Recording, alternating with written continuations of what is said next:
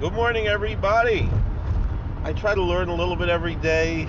Torah, like to learn Gemara and Mishnayos, and one thing that I should learn more of, and that I fail to, is to learn Shulchan Aruch. But I try to keep a schedule, and what I generally do, to be honest, I have certain halachas I repeat. So I'm showing the halachas b'chol yom that I've been repeating for years, but I should really go back. I've learned all of our Chaim years ago, but I have to go over it again.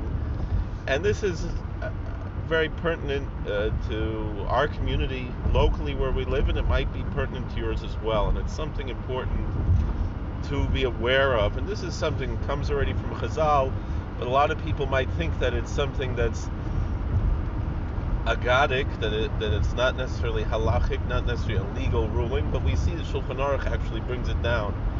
This is Shulchan Aruch Orach Chaim Siman Tzadik Sif Yud Aleph. So that's Orach Chaim 90:11. Mish yesh basic knesses be'iroi ve'enoi nichnas boi l'spalel nikra shochein ra v'gorim golus loy levanav. It's a scary thing. If someone has a synagogue in his city, in his town, in his community, and he does not go there to pray, does not enter into the synagogue to pray, he's called an evil neighbor, a bad neighbor, and it causes exile to himself and to his children. It's a scary thing. So the Ber Hativ has a few things here that I think are pertinent, because we have issues in our community that people make private minyanim, and certainly convenient for people to not have to walk to shul. But let's see what our poskim say about this, because, like, for example, the shul where I serve as the assistant rabbi is about a mile from my house, and I have a neighbor who's 3 doors away who makes a minyan in his house sometimes. It would certainly be easier for me to go to his house to daven, but there have been times when I would go to the shul and I'd be the only one there, or one other person would be there. And this other fellow had a minyan in his house. Let's see what our poskim and our Noisei Kalim on the Shulchan Aruch have to say about this. So here's the Ber Hativ. He says like this: Im yesh beis bate knesios mitzvah leilech l'rechoika deschar psios yesh. He said if you have 2 synagogues in your city, the mitzvah is to go to the one that's further away, because you have a reward for every step that you take going to shul. That's in the Gemara in Bava Metzia Daf Kuf Vav, or Kuf Zayin.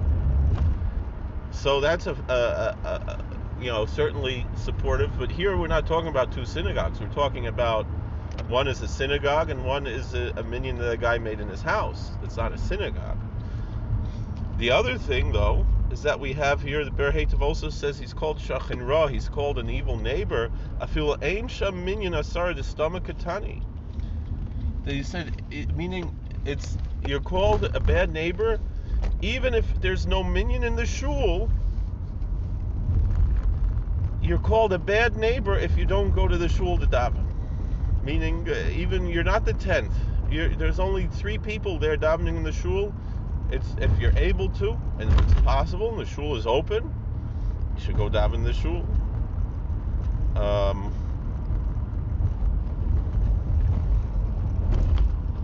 And then let's see, and Baragola brings that he's called Shachin Raz, Gemara in Brachas Kavches.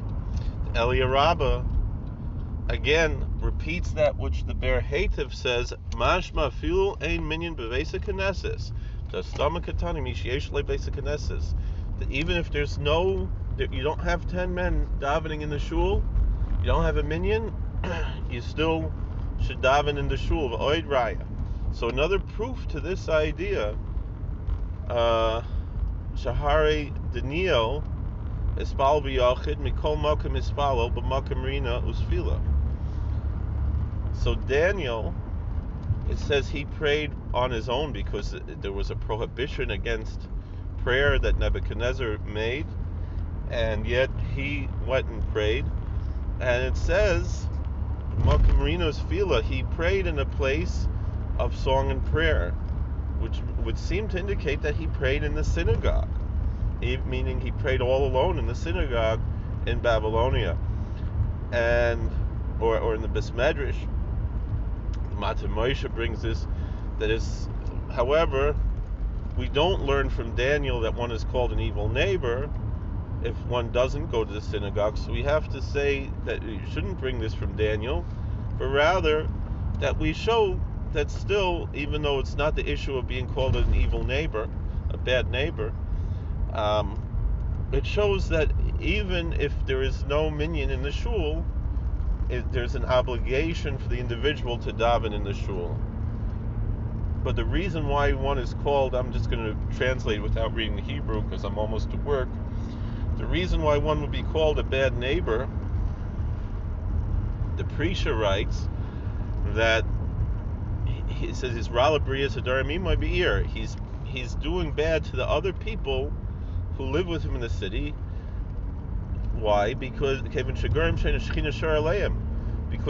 you have a minyan in the shul, that causes the Shekhinah, the divine presence, to indwell among them, and if one doesn't go to shul, he's preventing that from happening.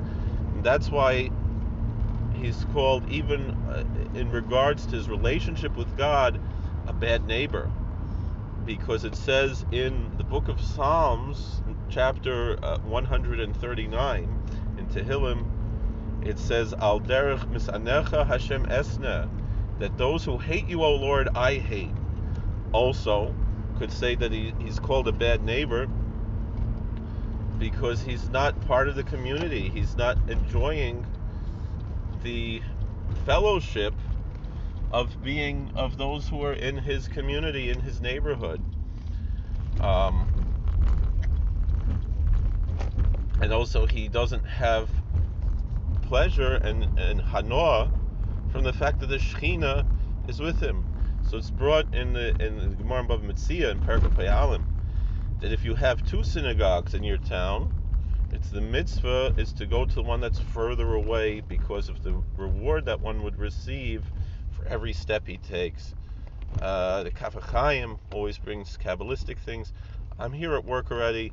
We'll have to look at this a little bit more, but there's a lot of interesting things that we can learn here. And let's see if there's a Mishnah Berurah down here, because I know a lot of Litvish Oilam, they like to hear what the Mishnah Berurah has to say. So Mishnah Berurah says, if you have two shuls, it's better to go to the further one because you have the reward of walking. And also, bad neighbors don't go to their friends' houses. And it says even if there's no minyan, it seems, and the Pri Megadim is not sure about this, but still Mishnah Berurah brings it down. And however, so here the Mishnah Berurah seems to disagree with those who are talking about making minyan in their homes, that if you do have a minyan in your house, you're not called a bad neighbor, because any place where there's 10 people, however, he's losing something, meaning to daven in the house with a minyan, you're not called necessarily a bad neighbor. However, you have not fulfilled your obligation of going to the synagogue, unless that place is set. And that's talking about a rebbe as a shtibel. We're not talking about a balabas who makes a minyan in his house. And then it's called a bad neighbor. It's written, he brings a posik.